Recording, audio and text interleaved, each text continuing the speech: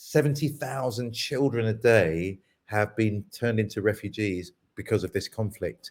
I think it was the UN has recognized about 1.5 million children that are at extreme risk of exploitation and abuse because of this transition. So, what is it that we as churches can do to help children that are going to be in the care of some of those hosts who we haven't done the same due diligence that we would have done if they were foster carers because of the speed of this deployment? But what else could we be doing for these kids here in the UK? So it's a delight to be able to introduce you to some global experts. So we have Bill Forbes joining us. Bill, greetings all the way from Seattle in Washington State. Great that you could join us. Bill, you lead World Vision's work in this area. And I didn't realize just how big World Vision were until recently when I became an ambassador. You are the largest children's charity in the world, not the largest Christian children's charity. You are Christian, but you're just de facto the largest children's charity in the world, which is amazing. Bill, tell us a little bit about what you're seeing in areas of conflict, what happens to children that we should be aware of as we begin to welcome some of those children with their mothers into our homes and into our communities. All right. Yeah, great. Thank you, Krish, so much for the chance to be able to even just listen in to this amazing discussion. I've felt so blessed and really moved. I thank God for you and for each person that's shared and for each person that's joined today. Speaking as an American Christian, it's quite humbling and quite inspiring to see the UK church really uniting around this opportunity and pressing in. I really thank you all. This has been wonderful to see. So we're just let me say briefly, just a moment of what we're doing, what we're seeing on the border as we're engaged on the border, and as the people are coming into the various countries where we're already engaged, and then transition then into what we're seeing in those children and what we see in children fleeing conflict from other parts of the world as well, so that people are equipped and ready for the sort of symptoms and distress that the children and caregivers are going to be showing. So we're engaged right now, and we've been in Romania for decades and Georgia for decades. So we're working. We were able to mobilize immediately in those countries. Massive responses. We have thousands and thousands of children and mothers coming across the border every day. We're also working very rapidly through partners in Moldova, Poland, and into the Ukraine with some of those churches that Ruslan mentioned earlier, which are, again, just so inspiring, and trying to support them and ensure that we have good reception for the families that are coming across. That's really what we're looking at. Our first priorities as they come across are around registration and family tracing and reunification, trying to help children and families as much as possible and caregivers to be reunited and certainly registered, so that down the road, as the chaos kind of subsides, we're able to really be able keep connected and keep reunifying families that have been separated, because we have many children coming across the border alone or not with caregivers. We have obviously we're providing food and water, toy kits and sanitation and hygiene kits, heated areas for mothers and children to rest, play areas for children, basic health services, and helping to the governments with registering safe ongoing transportation for the people that are carrying on into other parts of Europe and into the UK, et cetera. And then working with the government to set up safe shelters, all these governments.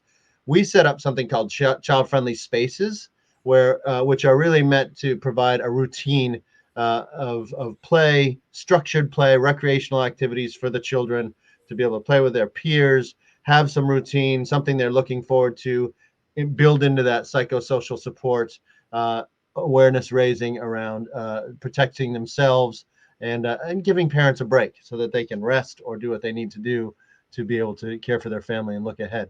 So that's kind of what we're doing. And what we're seeing is what we see, as I said before, in children and caregivers, families that are affected by conflict all over the world. And there are symptoms of the distress and the crisis that they've been through. And I think it'll be important for those of you who are hosting families and supporting those who are hosting families coming from the Ukraine to just anticipate these, not to panic, to be ready, and also to know, have a sense of, when to call for help.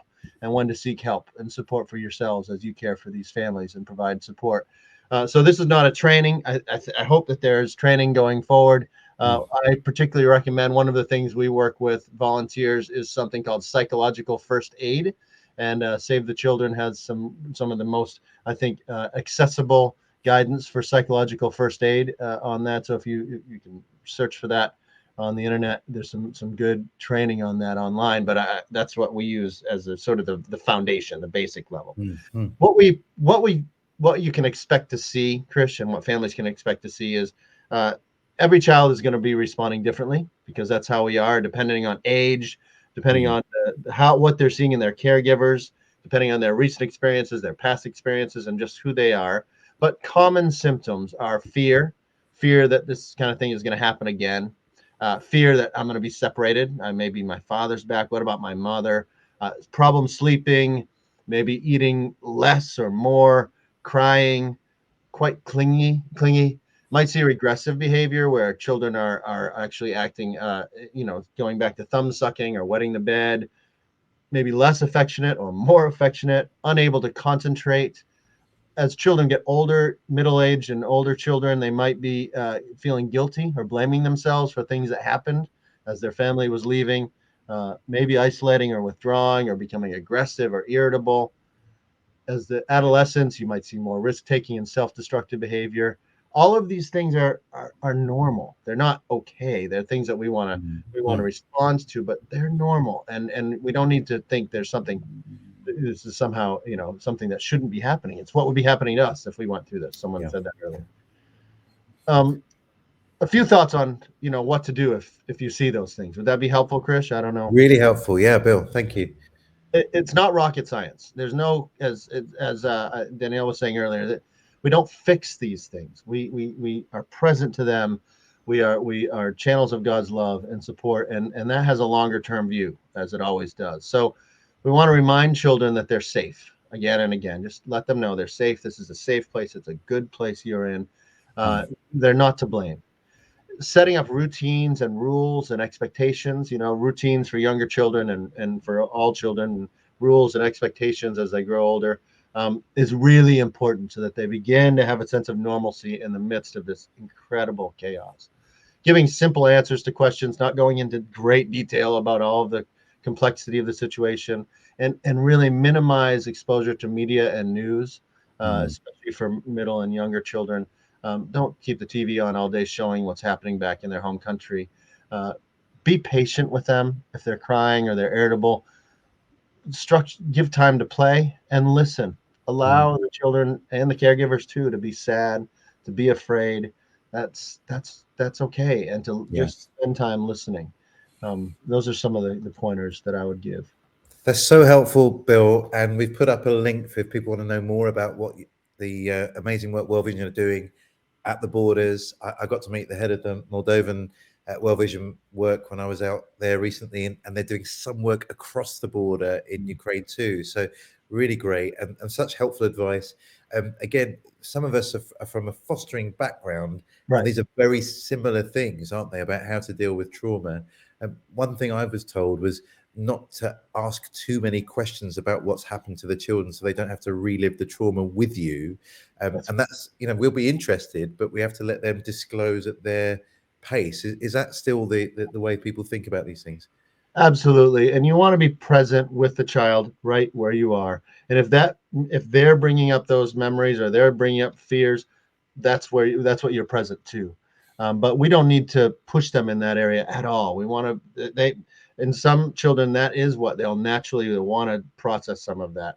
Other children will not want to, and just be present and supportive. And, if you start to see signs, I think it is important to know when to seek professional help and when to reach out to whatever social services, whatever the phase is of the plan and the government. There should be services available there. But if the symptoms are persistent, those things that I listed through, if they're just persevering for a long time, or if you're seeing really more intense physical symptoms like terrible headaches, on and on and on, shaking, aches and pains, if they're crying a lot and they're getting hysterical and panicking, really clinging continuously. Clinging is normal. It's okay. But if it's just That's helpful. continuously, or they're very scared or disoriented, it is, you call, ask for help. Just reach out to those social services or whatever Yeah, the system is.